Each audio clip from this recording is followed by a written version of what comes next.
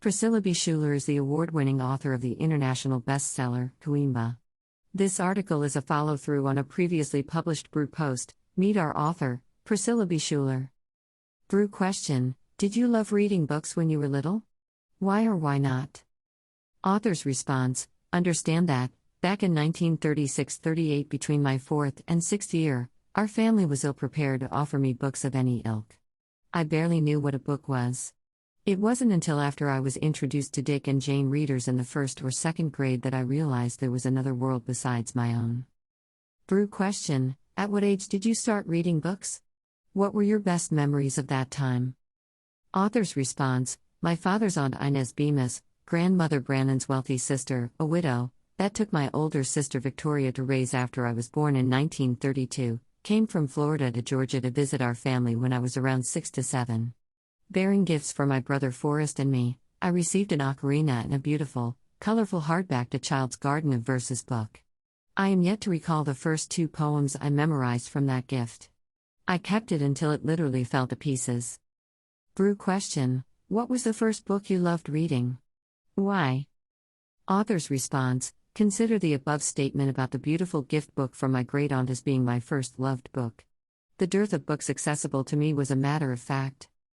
Being the object of concern by my bipolar father, my life was dominated by his wishes. Never allowed freedom, except for my blessed hours in classrooms, I devised many ways to keep myself out of his sight. The furtive child became my self-imposed moniker, and I spent as much time outside or hiding in my closet playing with paper dolls as was possible. Reading was never one of my strong suits.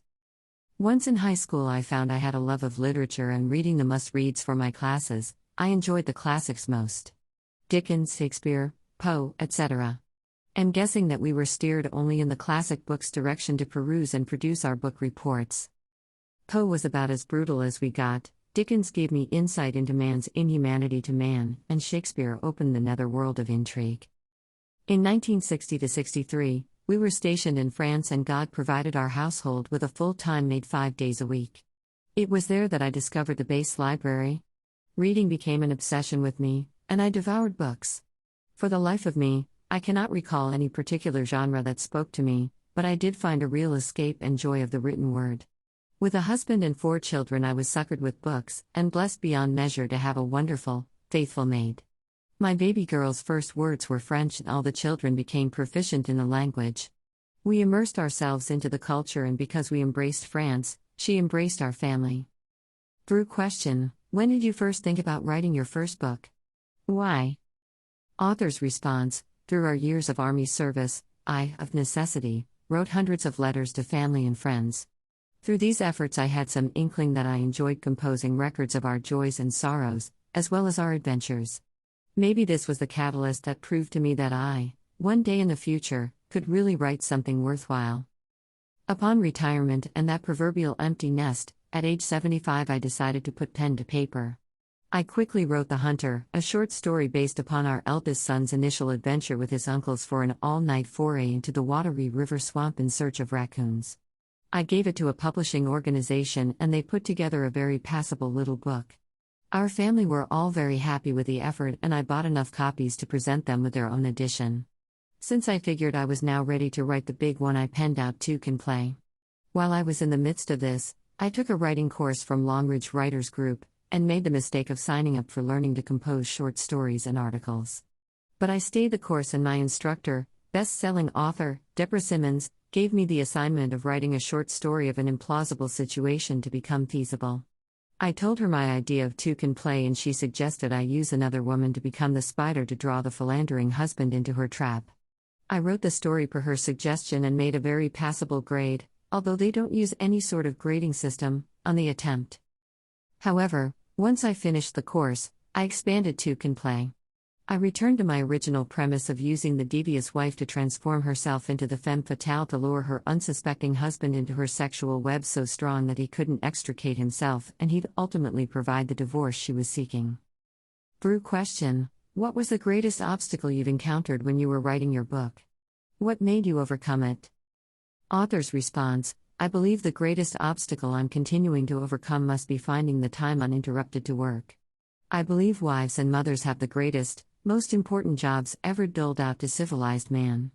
We find ourselves to be the go-to for every situation rising out of the union between husband and wife, progeny and families, in-laws and outlaws, etc. Someone was once heard to say, if you need something done, ask the busiest person you know.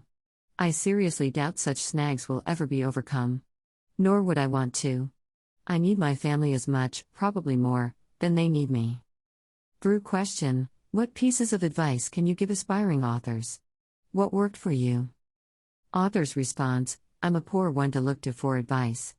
But since you ask, in a word, persist. That's it. Just keep on keeping on.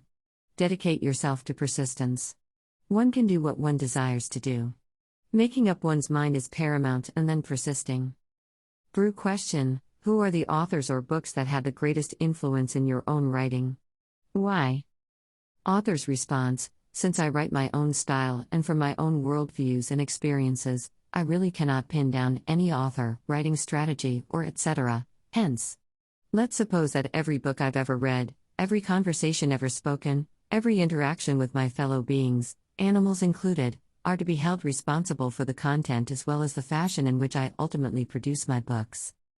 BREW question: what are your future writing plans? What can readers further expect from you? Author's response: currently I've got several irons in the fire. An encounter is holding its breath in my computer along with my memoir, an anthology, and an intriguing idea for a new book. Let's hope our Heavenly Father God gives me strength and enough time to accomplish my desires. Follow and connect with our author on the following sites. Read more about Priscilla and her work by clicking the buttons below. Read more about Priscilla. Visit Priscilla's website. Our author's book, Queenba, on Amazon. Our author's book, Favored, on Amazon. Our author's book, Rat, on Amazon. Our author's book, The Medallion, on Amazon. Our author's book, Two Can Play, on Amazon. Our author's book, Daddy Jack's Place, on Amazon.